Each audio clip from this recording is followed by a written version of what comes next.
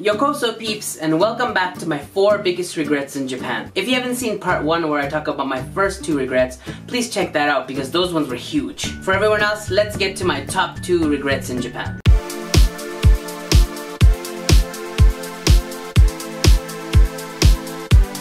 So back in Toronto, I decided I want to come back to Japan. So I joined the JET program and I got placed in a place called Takikawa in Hokkaido. I requested like Aichi or like parts of Kyushu in the south, but they ended up placing me in northern Japan. WTF JET. Takikawa in Hokkaido was a small town. There was only about 5 or 6 foreigners who were all the ALT teachers there. There was lots of snow, and I mean lots of snow. Lots and lots and lots of snow, plus lots of snow. And in Takikawa, there weren't any movie theaters, there weren't any internet cafes, there weren't any shopping malls, just a couple of fast food joints and a whole bunch of small local bars. My job was boring and I basically sat in the teacher's room for about 75% of the day. So then why did I regret leaving Hokkaido? 3 words: peace, love, and rock and roll. Peace, because Takikawa was empty. No crowded trains, no lineups, no pushing or shoving or fighting for space or for attention. Lots of nature, lots of quiet, and lots of wide open spaces. It was rural Japan, so there was not much to do, but it was very peaceful. Love, because I found a passion of mine. And I'm not talking about porn. I'm talking about music. I really got into it, especially Japanese music. I used to go to karaoke about 4 times a week, and I'd go see local bands all around Hokkaido. And finally, rock and roll, because I joined a band. I found 5 Japanese people who agreed to be in a band with me, and we always met up to practice and perform and rehearse. We called ourselves Puzzle, and we had quite a few performances.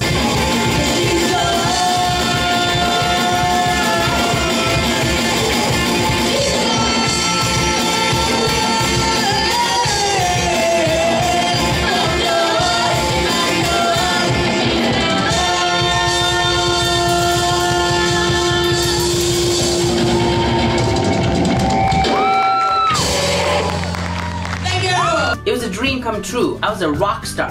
Even though we just did covers and we had about 10 people come to our concert. But still, just that feeling when you're rocking out on the stage, I knew this is where I belong. But unfortunately, it had to end. Because of personal issues, divorce, I had to quit my job at JET and I had to leave Hokkaido. And although I regretted it and I was sad about leaving Hokkaido, I moved to Chiba, where it snows like once a year. And I started working for a kindergarten company. And that kindergarten company helped me find an apartment. And in that apartment building, I met my neighbor, Yoko. Both of us were starting new jobs, so it was perfect timing. We've been to Australia together, we've been to Toronto together, we've toured around Japan as well, and she also comes on my YouTube videos. She introduced me to surfing, and I introduced her to Tim Horton. In Hokkaido, I left a group of friends, but in Chiba, I gained a best friend. Sorry, Maple. I meant best human friend.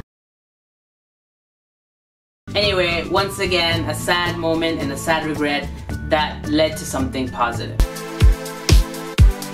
Yes, that's right, I said it. Getting married. Was married life torture? Was my wife a soul-sucking monster from hell? No, not at all. In fact, we're still friends. So I met Miho at Ion. While I was working there as a teacher, she was an assistant manager. At first we chatted, then we became friends, then we started dating. Finally, we got married, and then we moved back to Toronto. So what went wrong? Honestly, nothing. We were working, we got my dog Maple, we got a nice condo in downtown Toronto, we had time to go shopping and eat at nice restaurants and hang out with other couple friends. For some reason, I just wasn't happy living the life that I was living in Toronto. So this time, I decided to quit my job, sell my condo, apply for JET, and go back to Japan. After living in Hokkaido for a year, we decided to get divorced. No arguments, no threats, no crying, no drama. In fact, here's the conversation. So yeah, this thing isn't working, so I think we should get divorced. Whatever, cool. Let's still be friends? Okay. And that was it. Sounds simple, right? So why was getting married such a regret? My ex-wife is a great person. She's kind, she's smart, she's really nice. But a family person, she is not. She's not really close to her own family, and she really didn't want to be a part of mine. By gaining a wife, I kind of lost my family. And that's one of the reasons why I also started doing YouTube, because I wanted a new family. Of course, I regret getting married because it didn't work out and I got divorced. However, getting married to this person made me realize how much I really love family and community. I realized we weren't meant to be, and for her, happiness meant finding someone she loves and starting a new family with them. But for me, happiness was more about loving the people I already have and building on them and building a better family and community. Since being divorced, I've actually gotten closer to my sister, my family, my friends, and I've also had a lot more chances at meeting and interacting with people with YouTube. So there you go. Those are my 4 regrets that I regretted, but now I don't regret so much because in the end, they actually changed my life in a better, positive way. Sometimes you have to make difficult decisions in your life, and some of those decisions will turn into big regrets. But as long as you realize that the regrets you have, in fact,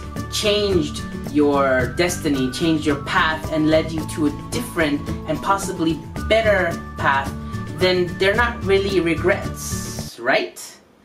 Does that make sense? Please thumbs up, leave any comments, maybe tell me some of the regrets that you've had in your life. Maybe share this video and subscribe to my channel. All of these things help my channel and my message grow. Thanks for watching. I hope you didn't regret watching these videos, and see you next time. Take care.